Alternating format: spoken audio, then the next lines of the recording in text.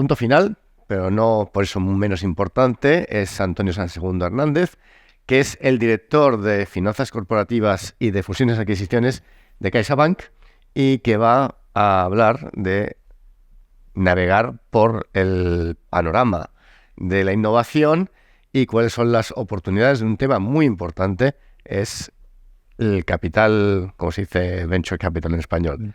Igual, pues el venture capital, que es una de las asignaturas pendientes que tenemos no solo en España, sino también en gran parte de Europa. Muchas gracias. Pues muchas gracias a la Fundación, muchas gracias Andrés, Juan, por invitarnos, por organizar un año más este evento. La verdad, os tengo que confesar que cuando miraba estas semanas atrás preparando la ponencia, miraba el perfil académico de los ponentes, me entraba la duda de decir qué hace un director ejecutivo de CaixaBank y qué os puede contar más allá de las grandes ideas que seguro que a lo largo de la mañana, desde la perspectiva académica, os podíamos contar, ¿no? Después de escuchar a Andrés, a Neil, a Marte, creo que hay un hilo conductor muy claro que es la innovación. Y el reto que yo me pongo ahora, ¿no? Ahora que me han vestido de Madonna o de los Rolling Stones, ¿no? Y entre ahora y el siguiente café es, yo creo que hemos oído hablar mucho del politics y me gustaría llevarlo al mundo de qué está haciendo la iniciativa privada, el capital privado, para llevar esa I+D a la D. Y yo creo que Andrés lo expresaba muy bien esta mañana en el dilema, ¿no? Es decir, estamos haciendo mucha innovación, mucha investigación, pero falta el desarrollo, ¿no? Y un poco enlazando con lo que decía Marte, la parte de la iniciativa privada, ¿no? En ese sentido, yo creo que cuando hablamos de innovación desde la perspectiva del capital privado, de la iniciativa privada, de lo que estamos hablando es de tecnologías disruptivas, estamos hablando de aceleración fundamentalmente, aceleración de los procesos de decisión, de cómo todo se está acelerando, cómo el paradigma de los negocios de cada uno de nosotros va cada día más rápido. Estamos hablando de personas, de cambios de hábitos de consumo y cómo eso impacta los modelos de innovación y los modelos de desarrollo. Y estamos hablando al final de que para hacer o acomodar esa iniciativa privada a esa necesidad de desarrollar, a esa necesidad de salir de esa trampa que decía el profesor Ron, la que estamos atrapados de la complejidad, pues es necesario a veces romper o tocar las fronteras de los modelos de inversión, ¿no? Si miramos para atrás, aquí me pongo académico, ¿no? También, ¿no? Si miramos para atrás los últimos 40, 50 años, la financiación privada, bien sea en el mundo del private equity, mundo de los buyouts o en el mundo del venture capital, dirigida hacia el mundo de la innovación, pues bueno, en inglés, skyrocketing, ¿no? Podríamos decir. Es decir, ha crecido de manera muy notable. En el mundo del venture capital posiblemente estamos como hace 30 años en el mundo del private equity, pero es claro que la cantidad de dinero deployed, ¿no? Cantidad de dinero destinado a esa inversión ha crecido muchísimo. Y esto no es casual, esto tiene que ver con esos cambios de hábito de consumo, tiene que ver con esa innovación y tiene que ver con esa aceleración, tiene que ver con esa necesidad de que el capital privado, la iniciativa privada, acompañe a esos modelos de innovación y de desarrollo, ¿no? Cuando hablamos de venture capital o hablamos de capital destinado a la innovación, al emprendedor, a la aceleración, a esos modelos de negocio que están empezando, yo creo que el hilo conductor tiene que ver con los procesos de decisión basados en datos. Y yo creo que eso ha venido para quedarse y ha cambiado el paradigma en el que nos movemos, ¿no? Es decir, desde hace 10 años, la velocidad en la cual se suceden los procesos de decisión está muy influenciada por la capacidad disponible de datos, de analítica de datos.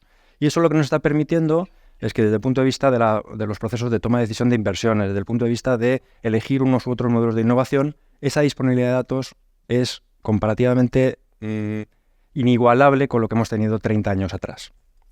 Y eso a su vez nos genera un círculo, en el que ahora me gustaría desarrollar, de 4 elementos. Por un lado, cambio cultural. Al final estamos hablando de personas. Podemos hablar de modelos de innovación, de desarrollo, de capital privado, pero hablamos de personas. Y es claro que se está produciendo un cambio cultural. Yo cuando hablo con mi hijo o hablo con los juniors del departamento, a veces no nos entendemos. Su proceso de decisión es diferente al mío. La capacidad de analizar los datos es diferente a la mía. Hablamos de nuevos modelos de financiación. Ahora elaboraremos un poquito de qué están buscando los emprendedores cuando buscan financiación. Ya no vale, me pones equity, me diluyes y ya está. Queremos otras cosas. Tecnología, data-driven, estamos hablando de inteligencia artificial, estamos hablando de blockchain, estamos hablando de tecnologías disruptivas que están acelerando la manera de hacer negocios. Y estamos hablando de que eso, a su vez, está haciendo que para la iniciativa privada, el capital privado, los inversores privados, algunos de vosotros lo sois, haya cada vez más alternativas de decisión a la hora de ver dónde ponemos nuestro dinero a funcionar. Y ahí el venture capital, pues de alguna manera también está en el medio de ese proceso. Cambio cultural, hablamos de personas, ¿no? Yo antes veía la televisión 2 horas al día con mis padres y los fines de semana nos sentábamos todos a ver el 1, 2, 3. Los que me oigáis hablar del 1, 2, 3 ya sabéis que no soy de los 70, ¿vale? Este es el número de horas que pasan las personas con un teléfono al día en diferentes países, ¿no? Y como veis, pues esas 2 horas y pico que yo dedicaba por la noche con mis padres a ver el 1, 2, 3, ¿no? Pues ahora se dedica a ver cada uno. A mí me pasa con mi mujer. Estamos con el WhatsApp por la noche mientras vemos la televisión. Y eso sin duda tiene una influencia en los modelos de innovación. En qué estamos visualizando cuando queremos ver el futuro, ¿vale? De la misma manera, desde una perspectiva pura de inversión, en los últimos 40 años se produce un cambio muy importante, también por la existencia de nuevos fondos, pero es los individuals, ustedes, vosotros, cada vez ven más en la inversión privada una alternativa a los mercados bursátiles. Es decir, ya no veo tanta necesidad de invertir en bolsa como un método de diversificación, etcétera, etcétera, sino que a veces invertir de manera directa en negocios me permite estar más cerca de aquello que yo quiero estar. Y por tanto elegir aquellos modelos de innovación, modelos de negocio, los cuales yo tengo algo que decir. Y ahí el Venture Capital claramente es un modelo en el cual te permite estar cerca de esos modelos de decisión. Cuando veía esta gráfica también me llamaba la atención. Todos pensábamos que el tema del M&A, ¿no? Pues de alguna manera pues que estamos sufriendo en los últimos años, pero la realidad es que el capital privado, los inversores, como fórmula de hacer crecer sus negocios, cada vez apuestan más por la participación privada frente a los canales públicos, las salidas a bolsa, ¿no? Sabéis que llevamos 3-4 años de salidas a bolsa muy limitadas. Puig fue la última hace 2 semanas, pero la realidad es esta. Cada vez más se mueve capital hacia los canales no organizados, no institucionales de capital, porque en el fondo las personas que toman las decisiones, los modelos de decisión, han cambiado hacia ser más dueño de mi proceso de decisión. ¿Vale?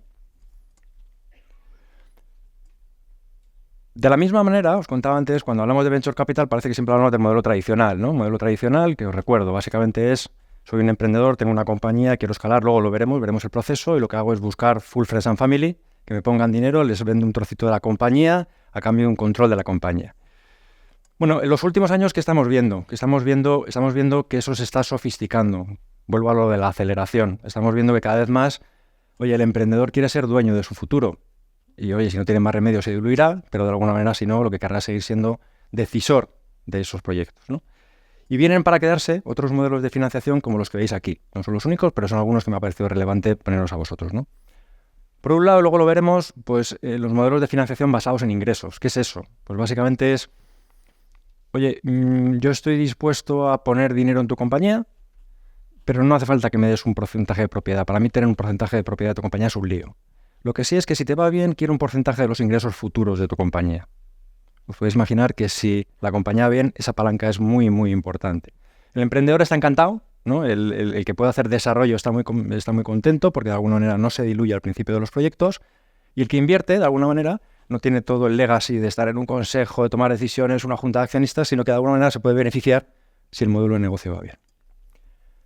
Modelos de crowdfunding, pues lo mismo, ¿no? Hace 20 años parecía impensable, ¿no? Que nos juntáramos todos aquí en una sala y de alguna manera con una plataforma, con información pública, decidiéramos invertir 50, 100.000 euros en una compañía sin tener más información que 4 speakers aquí contando el proyecto. Bueno, de nuevo, para determinados proyectos, niveles de maduración de algunos proyectos, crowdfunding está como una alternativa en la cual seguro que alguno de vosotros participa de manera más o menos natural, está regulado, etcétera, etcétera, y es, de nuevo, una consecuencia de ese data-driven decision model. Es decir, tengo más datos accesibles de los que tenía hace unos años, puedo tomar mis decisiones, no necesito muchas veces estar dentro de un canal o un carril institucional, ¿no?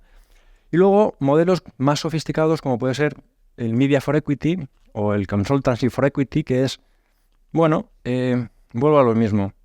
Yo sí que quiero un porcentaje de tu compañía, pero no me quiero gastar dinero en tu compañía, no quiero invertir en tu compañía. La manera normal del equity finance sería que yo te diera dinero para que te lo gastaras en marketing. ¿Qué te parece si yo te pago las campañas de marketing a cambio de un trozo de tu compañía? ¿Qué te parece si te hago coaching de tus ejecutivos de la compañía a cambio de un trozo de tu compañía? Es decir, crear sinergias, partnerships, nuevos modelos de innovación que lleven esas actitudes colaborativas al desarrollo, a la iniciativa privada, para que de alguna manera estemos más alineados inversores con capital privado. Modelos de no dilutivos como el Media for Equity, bueno, pues os decía, ¿no? Ya os he contado cómo funciona. Muy parecido es el Consultancy for Equity, las incubadoras, los acuerdos estratégicos en los cuales de alguna manera es, oye, tú eres una pequeña compañía que lo está haciendo muy bien en Valencia, pero tienes un lack de conocimiento de mercado internacional. Yo soy una gran compañía que tiene canales de distribución internacionales. ¿Qué te parece si, en lugar de ponerte equity en la compañía y me quedo con un trozo de tu compañía, yo te apoyo en los canales, en la distribución, a cambio de un porcentaje de tu compañía? Te diluyo menos, hay unas sinergias clarísimas, te permito escalar mucho más rápido y, por tanto, estamos un poco en ese paradigma de si queréis, virtuoso, en el cual yo como inversor tomo mis decisiones y yo como emprendedor no me veo tan diluido como me vería en un modelo más tradicional. De nuevo, cambios en esa forma tradicional de financiar para orientar, para de alguna manera sofisticar a esos cambios de decisión, bien sean del inversor o del emprendedor, como decía, ¿no? Si hablamos de fórmulas de financiación no dilutiva dentro de ese modelo de innovación y de disrupción y de alguna manera dentro de esa iniciativa privada, creo que sin duda uno de los elementos diferenciales con respecto a los últimos años sería lo que es el Venture Debt. Y me gustaría un poco elaborar con vosotros las diferencias entre lo que es inversión directa, el private equity de toda la vida, el venture capital, y lo que es deuda privada llevada al mundo del venture. Básicamente, el venture debt es una deuda de toda la vida, si queréis, amortizable, repagable, etcétera, etcétera, pero que tiene una cosa que los ingleses llaman kicker, ¿no? Que te permite en un momento dado convertir en equity si no me repagas. Y eso, que no deja de ser un producto sofisticado, tiene sus ventajas tanto para inversores como para los que quieren desarrollar su negocio, básicamente. Si lo vemos desde la perspectiva de riesgos, en el modelo tradicional, pues bueno, en el fondo me estoy convirtiendo en accionista de una compañía. Tengo una serie de obligaciones desde el punto de vista reputacional, desde el punto de vista legal, tengo que aprobar unas cuentas, etcétera, etcétera. Aunque es verdad que tengo todo el upside y todo el downside de que la compañía le vaya bien. Desde el punto de vista del Venture Debt, originalmente soy como un banco. Es más, los bancos tenemos un producto que es Venture Debt, ¿vale? Y básicamente lo que hace es, yo te presto dinero a tu compañía, no tienes que devolver, lógicamente, pero la gestión la llevas tú. Yo no quiero saber nada de la gestión. Y soy un poor lender que espero a que me repagues esa deuda, básicamente.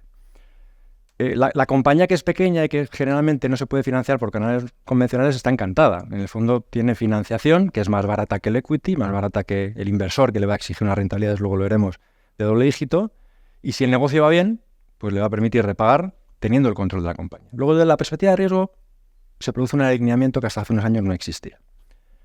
Desde la perspectiva del control ya lo hemos comentado. Aquí no diluyo de alguna manera a los accionistas, aquí sí que diluyo de alguna manera, y aunque pongo controles, pongo famosos límites, me tienes que repagar de esta manera, me tienes que reportar, no es lo mismo que sentar a alguien en el consejo, ¿verdad? Que se sienta allí con los founders, con los emprendedores, que les haga preguntas, que etcétera, etcétera, y que siempre es como más menos confortable de la perspectiva de decir quiero innovar, quiero hacer lo que yo quiero hacer dentro de mi compañía. Lo mismo me salto desde el punto de vista del uso de los fondos. Si vosotros invertís en una compañía, pues básicamente vais a querer que el destino de los fondos sea muy claro. Oye, pues para seguir creciendo, nuevos canales, nuevos productos, nuevos servicios, ampliar la gama de productos. Si financiamos desde el punto de vista de Venture Debt, como quiero asumir unos riesgos, te voy a limitar un poco qué tipo de cosas hacer, ¿vale? Pero de alguna manera hay, si queréis, sinergias entre los que utilizan los fondos de esta manera y los que utilizan los fondos de esta manera. Y eso se traduce en retornos también, lo vamos a ver después. Lógicamente no pueden exigir los mismos retornos los que participan con todos los riesgos en el capital de las compañías que el Venture Debt, que básicamente es una deuda un poquito más sofisticada y que tiene ese riesgo de conversión que hace que sea no adecuada para todos, ¿vale? La ventaja del Venture Capital para el emprendedor es que no tiene que devolverlo. Digamos que si sale bien, y si no, pues vamos a concurso de acreedores y todos felices, ¿no? De alguna manera, ¿no? Y por eso, de alguna manera, no siempre es idóneo para cualquiera y por eso, de alguna manera, hace que otras fórmulas de financiación que hagan que hacer los negocios tienen que surgir en el paradigma, básicamente. El tercer elemento del que os hablaba en esa ruleta, que recuerdo que tenía 4 elementos, cambios de procesos de decisión, modelos innovadores de financiación y tecnologías disruptivas, tiene que ver pues, con la inteligencia artificial, tiene que ver con blockchain, tiene que ver con criptomonedas y tiene que ver con esas herramientas. Vuelvo a lo de la innovación, no es un fin, es un camino. La inteligencia artificial no es un fin por sí misma, es una herramienta para hacer otras cosas, otros modelos de negocio. Impactar, innovar en alguno de esos modelos de negocio, como puede ser la cadena de suministro de valor, como puede ser el repago cross-border, como pueden ser los pagos inmediatos o como pueda ser los procesos indexados de toma de decisiones a la hora de invertir en productos más o menos complejos. En el fondo, vuelvo a lo que os contaba al principio, esa posibilidad de tener analytics de datos ha venido para quedarse, nos ha acelerado a todos y nos permite tener herramientas o pensar en modelos unos más realizables que otros que a futuro nos van a cambiar la manera en la que invertimos y parece ser que no nos van a quitar los trabajos, con lo cual todos contentos de alguna manera porque las políticas van a ir orientadas a que de alguna manera maximicemos esa complejidad dentro de las matrices que decía Niche, ¿vale? Os contaba antes las diferencias entre el Venture Debt como fórmula de financiación no dilutiva y el Venture Capital desde el punto de vista del control. Si cogemos las diferentes alternativas de financiación que hemos visto, y ya hablo de financiación, pero me da igual hablar de equity, en el fondo hablo de financiación de búsqueda de fondos para acelerar mi proyecto, ¿no? Al final lo que buscamos, no nos engañemos, desde el punto de vista de la iniciativa privada es rentabilidad de la inversión. Buscamos de alguna manera poner nuestro dinero a funcionar de una manera asumiendo unos riesgos. Y os ponía aquí de alguna manera, con el disclaimer que tengo que poner, ¿no?, de rentabilidades pasadas no aseguran rentabilidades futuras, pues qué está buscando cada uno de los players cuando juegan cada uno de estos elementos, ¿no? Y yo creo que y por eso veíamos antes la curva esta de la participación del inversor privado en bolsa frente a otras alternativas, la realidad es que hace 30, 40 años no teníamos esto, teníamos fundamentalmente esto, renta fija, ¿no?, etcétera, etcétera, teníamos mercados, luego volatilidades, crisis, etcétera, etcétera, y en España de esto sabemos un poquito, teníamos el real estate, ¿no?, y de alguna manera con esas rentabilidades, etcétera, etcétera. La realidad es que esto se ha enriquecido mucho y por tanto también podemos hablar de innovación desde el punto de vista de financiación al tener otros elementos cuyas rentabilidades, porque tienen mucho más riesgo, porque suponen un proceso de decisión de alineamiento entre el inversor y el proyecto que quiere innovar, que de alguna manera pues permite el tomar decisiones más, si queréis, informadas por parte de esos inversores, ¿vale? Sin olvidar los riesgos, lógicamente, ¿no? Y de alguna manera sería naif el decir, oye, se pueden conseguir rentabilidades de doble dígito en proyectos de innovación, en proyectos de desarrollo, y muchos de estos proyectos están muy cerca de la transferencia tecnológica, muy cerca de lo que es la universidad, sin asumir un riesgo de default, riesgo de impago, etcétera, etcétera. Y por eso esa diversificación, que seguro que mis compañeros de banca privada, a muchos de vosotros os cuentan día a día, ¿no? Si miramos esto mismo que os he contado antes desde la perspectiva de la dispersión, me gustaba mucho esta gráfica cuando la vi hace un par de semanas, porque pone muy claro de alguna manera esto que os estaba contando, ¿no? Es decir, han surgido nuevas fórmulas de financiar proyectos, de financiar esa innovación, de acelerar desde la perspectiva de capital privado la innovación, pero cada una de ellas pues está asociada a una curva de regresión con una desviación estándar que cambia mucho según los productos.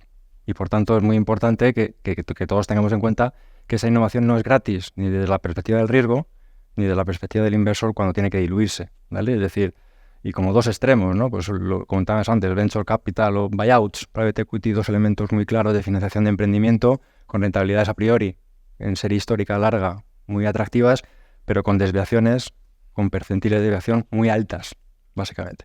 Oye, modelo de bonos investment grade, ¿no?, los AAA de toda la vida, etcétera, etcétera, pues todo lo contrario, rentabilidades muy ajustaditas, pero oye, esto es el famoso cupón cero, ¿no?, etcétera, etcétera. Es decir, modelos, insisto, ¿y por qué? Porque ahora hay más información que nos permite a cada uno posicionarnos dentro de la matriz donde queramos, cosa que hace unos años, como no teníamos esa capacidad de analytics de data driven decision, pues no podíamos hacer. Ahora sí, eso nos permite pues estar más cerca un poco de esos proyectos de innovación que hace unos años nos cogían a todos muy lejos, ¿no? Y yo creo que los datos que ponía Andrés, precisamente por eso vemos que en 40 o 50 años el número de patentes, el número de innovaciones sigue estando estancada, porque posiblemente faltaba esa gasolina, ese capital privado que acelerase los proyectos. Y de alguna manera la existencia de ese dato nos puede permitir el estar más cerca de inversores que quieren asumir esos riesgos.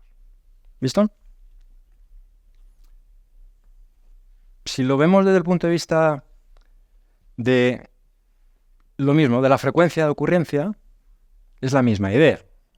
Al final, yo puedo elegir entre, oye, quiero retornos muy altos que se van a repetir históricamente, quiero jugar al binario de alguna manera, quiero jugar a asumir muchos riesgos con una posibilidad de retorno muy alto.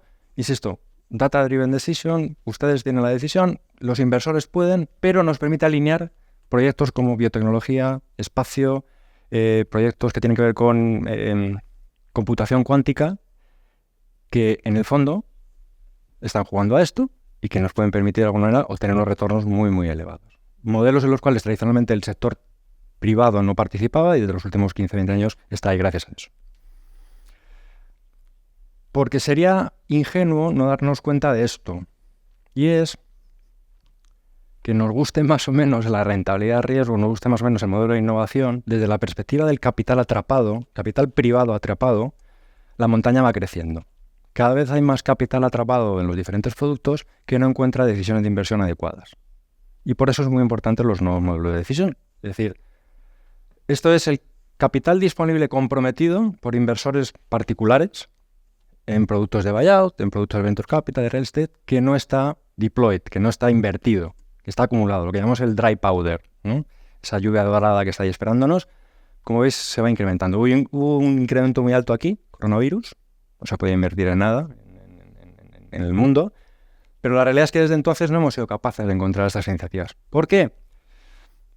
Yo creo que tiene que ver con la aceleración. Va todo tan deprisa, nos hemos todos agitado tanto después del coronavirus, que necesitamos tiempo para digerir esos nuevos modelos de decisión y ver un poco en esos modelos que encaja mejor con cada uno de nuestros propios modelos. Incluso cada uno de nosotros a nivel individual se ha agitado de alguna manera a la hora de ver en qué parte de la matriz que os pintaba antes se posiciona, ¿no? Pero la realidad es que el capital privado, la iniciativa privada, y vuelvo a enlazar con el hilo conductor, está ahí disponible para seguir avanzando en ese proceso de I más D. Perdonad que lo diga así, pero I más D, porque esto viene a acelerar la parte de la D, de la parte del desarrollo. El capital está disponible, los proyectos están ahí, falta salir del trap de la complexity que decía Ron y de alguna manera de ver que cada uno ponga el dinero a funcionar en las capacidades que tiene, y falta de alguna manera ver cómo en ese dilema de decisión y de políticas quitamos esas barreras en nichos locales, pero la realidad es que estamos esperando y cada uno puede posicionar en esa matriz donde cada uno de alguna manera considere. ¿Vale? Os he contado más o menos antes el ciclo de vida de este tipo de compañías innovadoras, pero básicamente todas empiezan un poco parecido. Yo creo que hemos hablado mucho de la parte de la I mayúscula, de la gran innovación, del desarrollo tecnológico, donde aquí los grants, las subvenciones, la universidad está muy cerca, pero la realidad es que todos buscamos el famoso unicornio, el famoso dragón, ¿no? ¿Sabéis? El unicornio, compañías 1 billion, dragones, compañías que me van a repagar todo un fondo. Esa es la realidad. Todos cuando muchos chavales de 20 y tantos años vienen de la universidad y quieren montar sus negocios, algunos quieren innovar, algunos quieren hacer papers. La gran mayoría lo que quieren es tener un 1 billion company, ¿vale? Y de alguna manera esta es la hoja de ruta. Y en esa hoja de ruta pues hay que ver en cada momento dónde está esa parte de la iniciativa privada que puede acompañar de la mejor manera, ¿no? Y eso he intentado contar dónde de alguna manera podemos acomodar alguna de estas alternativas que hasta hace unos años no salían. Esta parte, digamos, de definición claramente es la de los full friends and family, ¿no? De decir, oye, tengo que acudir a todo mi estirpe genealógica para que me ayuden de alguna manera y tratar de conseguir la financiación pública no dilutiva lo máximo posible. Aquí ya hablamos de modelos un poquito más serios, más sofisticados. Aquí empiezan a jugar ya los venture debt, empieza a jugar ese venture capital, empieza a haber compañías con modelos de negocio que tienen ingresos, que tienen clientes, que tienen propuestas. Hemos dejado atrás el riesgo tecnológico y por tanto estamos en la parte de escalado. Aquí es donde yo creo que está el go, no go, si me permitís. Aquí es donde está realmente, donde tenemos que poner a funcionar las sinergias entre el capital privado, el capital público, la innovación, la universidad, la transferencia tecnológica. Y luego de alguna manera está el reto de, bueno, ya has escalado, ya tienes financiación, ya tienes un grupo de accionistas estables, ya tienes un proyecto viable, ¿y ahora qué? ¿Cómo haces esa ventaja competitiva sostenible, ¿no? Y cómo dentro de ese Europa que trata de buscar el Silicon Valley, cómo conseguimos pues esas grandes compañías, ¿no? La realidad es que cuando se consiguen esas compañías, los resultados son amazing, ¿no? Si me permitís, ¿no? Me gustó lo de los 7 magníficos, una vez más, no somos de los 70, ¿verdad? Porque, bueno, pues siempre había oído los Big Four, de los gafas, pero nunca había oído hablar de los 7 magníficos. Y ese es un poco el comportamiento en stock de estas compañías. Yo creo que las conocéis todas. Os he puesto Nvidia, que a lo mejor no la conocéis menos, porque es más reciente. Nvidia básicamente lo que hace es hardware para computación cuántica y ya generativa, etcétera, etcétera. Es una compañía que en nada, os diría, en nada, pasó a hacer devices de tipo hardware, a hacer todo el core que está dentro de cualquier algoritmo de inteligencia artificial. Y básicamente, pues como veis, pues su capitalización pues, se ha multiplicado, ¿no? De Meta no hablamos, de Tesla no hablamos, de Amazon. Es decir, es verdad que en esa oportunidad de la innovación hay valor. Y por eso yo creo que el cambio de perspectiva frente a otras cosas que hemos estado estudiando esta mañana tiene que ver con la iniciativa privada. Es decir, al final buscamos un poco de alguna manera esa innovación con ese objetivo, ¿no? Y yo creo que lo comentaba también en Marte, decir, oye, la innovación por innovación tiene que llevarnos a modelos sostenibles, ¿no? Y que alguna de estas compañías, que son todas muy jóvenes, dentro de un tiempo sigan estando ahí, básicamente. Termino ya, porque no sé cómo voy con el tiempo, pero bueno, más o menos justito, bien. Termino como siempre, ¿no? Con Steve Jobs, que parece algo manido, ¿no? De alguna manera, pero... y como empezaba al principio, yo creo que a mí me resulta muy gratificante, ¿no? Ver que entre académicos, capital privado, hay un hilo conductor muy claro. Yo creo que la excusa de lo que es la charla está muy de actualidad. Es decir, vivimos en un mundo muy acelerado, de alguna manera, y no tenemos que tener miedo a esa aceleración, y lo que hay que hacer es poner a funcionar de manera conjunta ese capital público, ese capital privado, identificar muy bien las policies, como yo creo que mis compañeros de panel han puesto encima de la mesa, que nos lleven de alguna manera a pues, abrazar ese espíritu de innovación y poner a funcionar las fortalezas de cada uno de los elementos, ¿no? Muchas gracias a todos.